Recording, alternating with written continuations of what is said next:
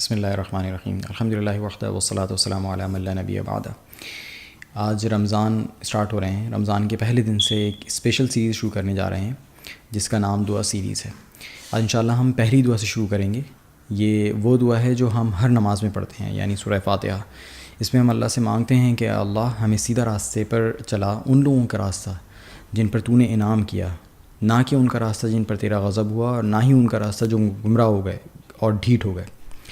یہ سورہ فاتحہ کی آخری 2 آیات ہیں۔ اس میں ایک ہی دعا کو 3 حصوں میں تقسیم کیا گیا ہے کہ سب سے پہلے تو سیدھا راستہ ہی دکھا، اس کے علاوہ کوئی اور راستہ ہمارے لیے نہ چھوڑ۔